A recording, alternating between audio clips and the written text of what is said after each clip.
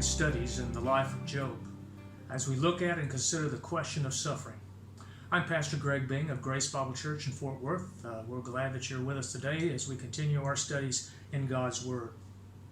Thus far in our studies of Job, we have seen a man who's devoted to God, a man who was seeking to live a life that was pleasing to God, and yet he was set upon by Satan, as God allowed him. We know that Satan first took all that he possessed, including his possessions and his children, and then took his health away from him, giving him terrible boils that covered his body and brought him pain and misery all the time. There were only 3 friends who actually would have anything to do with him, and we looked at the fact that they came to comfort him, but their comfort soon turned to contention. The first friend, Eliphaz, contended with Job, insisting that he must have done something wrong. He must have sinned or done some wickedness, otherwise he would not be suffering as he is from the hand of God. In our last lesson, we saw that Job took issue with his friend's words, demanding to know, he said, what have I done wrong? How have I sinned? And insisting that he had maintained his integrity. He told them, he says, you need to concede, my righteousness still stands. In today's study, in Job chapter 7, we'll see that Job, as he continues his words and his speech, directs and addresses these words particularly not to his friends, but to God. We read in Job chapter 7, verses 1 through 5, about the futility that Job senses or feels about his life. He says, is there not a time of hard service for man on earth? Are not his days also like the days of a hired man? He says, like a servant who earnestly desires the shade, and like a hired man who eagerly looks for his wages. So I have been allotted months of futility, and wearisome nights have been appointed to me. When I lie down, I say, when shall I arise, and the night be ended? For I have had my fill of tossing until dawn. My flesh is caked with worms and dust. My skin is cracked and breaks out afresh. Job compares a man's life in general with a time of hard service, a time in which you look forward to, as you go through your toils and labors, you look forward to times to rest. You look forward to shade and rest, or to the days of a hired man who is eagerly awaiting his wages and his reward. He works because he knows he's going to be rewarded for his work. Job says, instead of that, he says, I have been allotted months of futility, emptiness in my life. He says, I find no shade, I find no rest. He says, only sleepless nights. He says, I'm tired of tossing until dawn. He says, I receive no reward. He says, what I receive instead is that my flesh is caked with worms and dust. What a terrible expression that is and a thought for what it was like for him. He says, my skin with sores that are cracked, and they break out afresh, no doubt oozing out. And this is something that happened repeatedly, continually in his life. Every day, this is what he faced. There was no rest. There was only futility and emptiness in his life. In verses 6 through 10, Job talks about his hopelessness. He really feels like he's without any hope. He says in verse 6, my days are swifter than a weaver's shuttle, and are spent without hope. Oh, remember that my life is a breath. My eye will never again see good. The eye of him who sees me will see me no more. While your eyes are upon me, I shall no longer be. As the cloud disappears and vanishes away, so he who goes down to the grave does not come up. He shall never return to his house, nor shall his place know him any more. Now, he starts this section talking about his days. He says, my days are swifter than a weaver's shuttle, as it quickly moves back and forth, weaving the cloth. Now, he's not implying that the days seem short. In fact, we saw the very opposite of that in verse 4, where he talks about the endless nights and like they go on forever, tossing and turning until dawn. What he's saying is that his days here on this earth will soon end. They're going to be swift and soon come to an end, because he truly believes that he's going to die soon. You see, Job has lost all hope.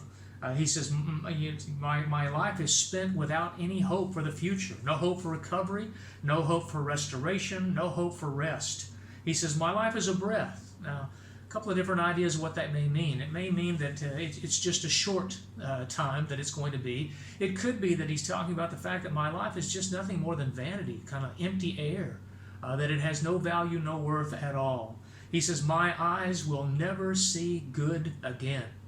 Now, those are the words of a man who's lost all hope. I'm never going to see anything good again.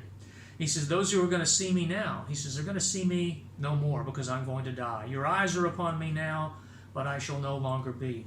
Job's life, he believes, will soon disappear and vanish kind of like a cloud. It was there for a while, and then it was gone. He says, I'll go to the grave and I'll never return. I'll go to the grave and I'll never be known. I'll never have my place again. Now, those are words of absolute, utter hopelessness, and that must be how he truly feels, and he expresses it with these words. In verses 11 through 16, we see Job, therefore, because of his feelings and because of what he feels has happened to him, he says he speaks his complaints, his words of complaint to God. In verse 11 through 16, we read, therefore, the basis of what I've gone through, I will not restrain my mouth. I'm going to speak what I believe and what I feel. I will speak in the anguish of my spirit. I will complain in the bitterness of my soul. Am I a sea or a sea serpent that you set a guard over me? When I say my bed will comfort me and my couch will ease my complaint, it's then that you scare me with dreams and terrify me with visions, so that my soul chooses strangling and death rather than my body. I loathe my life. I would not live forever. Let me alone, for my days are but a breath. Job says, I speak. I'm going to speak. I'm not going to restrain my words. I'm going to speak in the anguish of my spirit and the bitterness of my soul. This is something that's affected him more than just physically, but something deep down in his spirit and his soul. He asks the question, am I a sea or a sea monster? Now, these are powerful forces, sometimes destructive forces, restless forces. Job says, is that what I am? Am I destructive? Am I restless to the point that I need guard or protection from you? Speaking again to God. He says, when I'm able to lay down and sleep. Now, again, we talked about the fact that he seems to have already described the fact that he's sleepless. So how could he lay down and sleep? I think probably just from utter exhaustion. When he does lay down and he thinks, I'm finally going to get some rest because I'm just exhausted, he says, I'm not able to. There's no ease. There's no comfort at all for him because he says God has terrified him with dreams and visions in the night. We would call them nightmares. Job tries to sleep, but he just has nightmares because there's nothing good in his life to even bring him to think about good things. It's hard for him to think back about things that were before when he was blessed. Now all he experiences is misery. He said, I would rather strangle. I would rather be strangled in death than remain in this body of flesh. He says, I loathe my life. I hate my life, my existence right now. That's again reaching a point where you're utterly hopeless and you're just crying out to God, I loathe my life. He said, I don't want to go on living. I don't want to live forever. I don't want to go on living. And he tells God, let me alone. Just let me alone. He says, my days are but a breath. Again, maybe short. Maybe he just looked at his life and my life is meaningless now. There's nothing to it. It's just a wisp of what it should have been or could have been. It's vanity. Let me alone. Let me die is what he says. In verses 17 through 21, we find Job questioning God. He wonders why an all-powerful, sovereign God would even concern himself with man at all, especially a man like Job. Look at verse 17. What is man that you should exalt him, that you should set your heart on him? He says, what is man that you would bring him or raise him up at all, that you would favor him in any way, that you would regard him at all, that you would even set your heart to think about him or regard him at all? What is man that you would do that? Verse 18, that you should visit him every morning and test him every moment. That's what he feels like God is doing. God visits me every morning, not to comfort, not to ease me, but to afflict me further. The affliction comes. Every morning it's there. Every morning I wake up, it's there. He says, and not only every moment, he says, you test me. Not every morning, but every moment. He says, you test me every moment. You put me to the test with this. You try my patience every moment of my life, not just every morning, but every moment of my life. And in verse 19, he says, how long? How long is this going to go on? He says, will you not look away from me and let me alone till I swallow my saliva? Now, that last expression is kind of just an expression of speech that means kind of like just let me alone long enough, leave me alone long enough that I can just swallow my spit, swallow my saliva. In chapter 9, verse 18, he talks about just let me catch my breath. That's the idea. He says, let me alone long enough to just catch my breath. He says in verse 20, he asks God, he says, have I sinned? Is that what this is all about? Have I sinned? What have I done to you, O watcher of men? Why have you set me as your target, so that I am a burden to myself? He says, what have I done to you? What have I done to you, O watcher of men, the one who watches me every moment, every morning? Why have you set me as your target? Job begins and he ends his discourse here in chapter 6 and 7 with this idea that he's the target of God. God has sent his arrows and struck him, and they are in him. Why have you set me as your target, so that I'm a burden to myself? Some believe that expression in the Hebrew actually means that I'm a burden to you. Why do you look at me as a burden? Why do I become a burden to myself? I'm not sure which is true, but both of them, you can see his anguish. And then he closes out with these words in verse 21. Job says, why then do you not pardon my transgression and take away my iniquity? For now I will lie down in the dust, and you'll seek me diligently, but I will no longer be.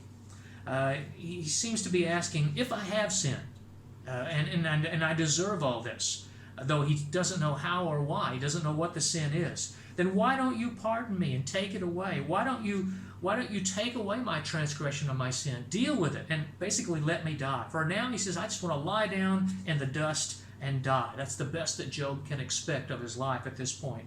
He says, that way you'll seek me diligently, but I will no longer exist. I'll no longer be. Job's words and his reasoning expressed very much a deep anguish that comes from the depths of his soul and spirit. He's struggling. He's struggling in his mind and heart, not with just the physical pain and discomfort, although that's great and that is unrelenting. He's struggling particularly with the spiritual issue here, the struggle of why is this happening to me? I'm a man who fears God, who shuns evil. I was living a blameless and upright life. I was living a righteous life.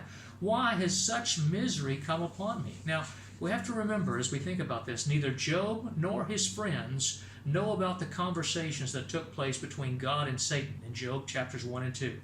And Job is going to have to come to see and understand that through this process, that there is a lesson that God has to teach him from all of this.